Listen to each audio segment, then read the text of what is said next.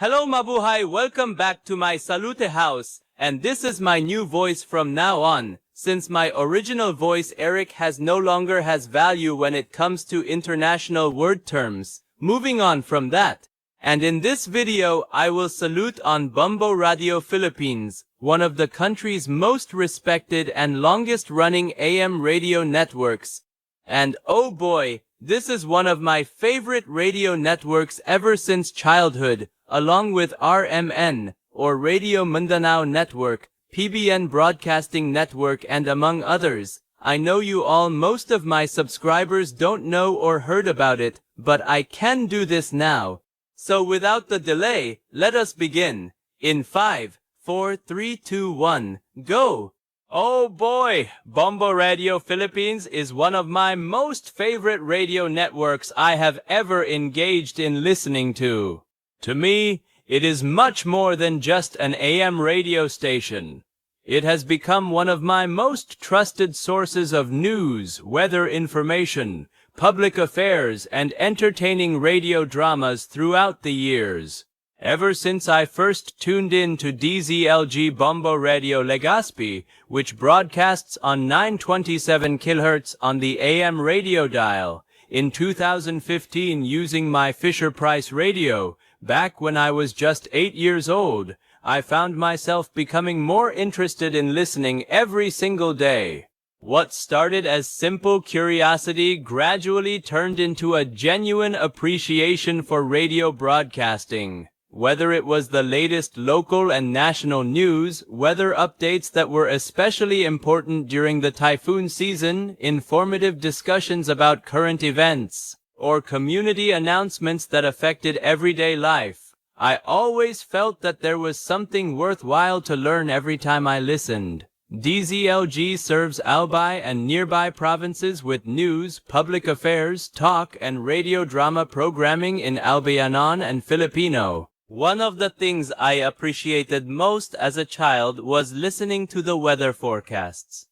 Living in the Bicol region means that typhoons are part of life, and I remember paying close attention whenever the announcers gave updates about approaching weather systems, rainfall, and safety reminders. Even though I was still young, those broadcasts helped me understand why weather preparedness is important. At the same time, because most of the reports were delivered in Albayanon, I gradually became more familiar with the language. Looking back, I honestly believe that regularly listening to Bombo Radio helped strengthen my listening comprehension and improve my fluency in conversational Bicolano. As I grew older, my appreciation for the network continued to grow. By 2021, when I was 14 years old, I had become especially interested in Bombo Radyo's radio dramas. Those programs showed me just how powerful radio storytelling could be. Without relying on pictures or video, the actors, narrators, writers, directors, musicians, and sound engineers created entire worlds through voice acting, music, and carefully crafted sound effects.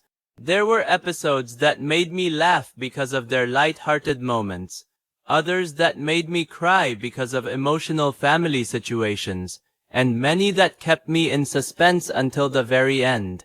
I found myself eagerly waiting for the next installment, wondering what would happen to the characters. That experience changed the way I looked at radio.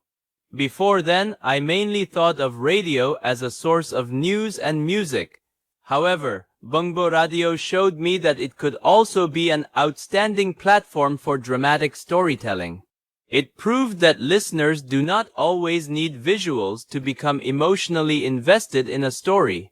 Sometimes, a well-written script and excellent voice performances are enough to let the audience imagine every scene for themselves. Another reason why I admire Bombo Radio is its strong commitment to public service. Throughout its history, the network has been recognized for delivering news, public affairs, emergency information, and community updates across many parts of the Philippines. Since its founding in Iloilo City on July 6, 1966, which is DYFM AM on 837 kHz on the AM radio dial, it has expanded into one of the country's major radio networks, operating AM and FM stations nationwide under the Bombo Radyo and Star FM brands. Its familiar slogan, Basta Radio, Bombo Nai, has become one of the most recognizable identities in Philippine broadcasting. One thing I also appreciate is the professionalism of the broadcasters. Whenever I listened to the news, I noticed how the anchors spoke clearly, remained composed, and explained events in a way that ordinary listeners could understand. Whether they were reporting local developments, national headlines, weather bulletins, or public service announcements, they maintained a level of professionalism that earned my respect as a listener. It inspired me to value accurate information and responsible journalism, especially in an era when misinformation can spread quickly online. And here is one of my favorite traditions on Bombo Radyo. Another one of my favorite moments whenever I listened to Bombo Radyo Philippines was hearing the Bombo Radyo Philippines corporate song.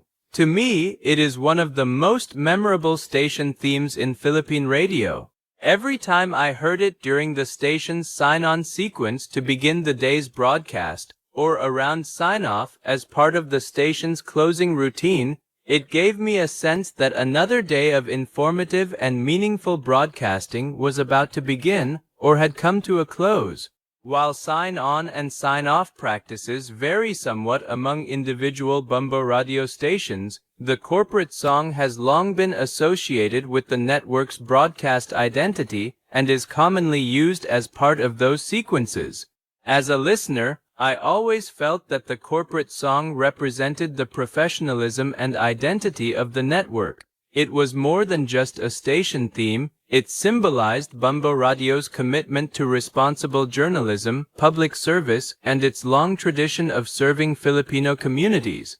Even today, whenever I hear the corporate song, it immediately reminds me of my childhood memories of listening to DZLG Bombo Radyo Legazpi on my Fisher-Price radio, as well as my teenage years following the network's news programs and radio dramas. It is one of those broadcast traditions that has remained memorable and nostalgic for me, and I sincerely hope it continues to be part of Bombo Radyo's identity for many years to come. To everyone behind Bombo Radyo Philippines, to your journalists, field reporters, news anchors, editors, producers, technical directors, engineers, camera crews for your digital platforms, radio drama writers, voice actors, sound designers, station managers, administrative staff, and every employee who works behind the scenes, I would like to express my sincere appreciation. Thank you for your dedication to responsible journalism and public service. Thank you for the countless hours you spend gathering facts, verifying information, preparing broadcasts, and making sure your listeners receive reliable news. Thank you for remaining committed during typhoons, emergencies, elections, and other important national events when people depend on radio for timely updates. Your work helps inform communities, encourages public awareness, and provides reassurance during challenging times. I also want to thank everyone involved in producing your radio dramas. Your creativity demonstrates that meaningful entertainment does not always require television or the internet.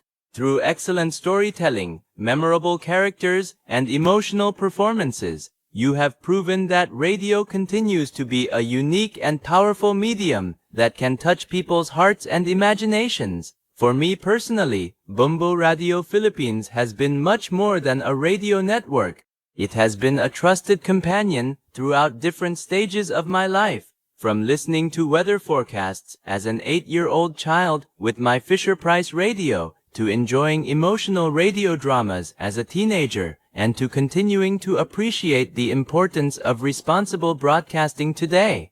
Those experiences have given me an even greater respect for radio as one of the most enduring and valuable forms of mass communication in the Philippines. And that's all for this video. Thank you all so much for watching my salute to Bombo Radio Philippines. I sincerely hope you enjoyed listening to my personal experiences, favorite memories, and appreciation for one of the country's most respected radio networks.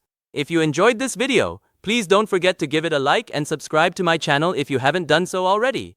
It really helps support the channel and motivates me to create more Salute videos featuring television shows, radio networks, educational programs, cartoons, and many other topics that have made a positive impact on my life. Also, feel free to leave a comment down below.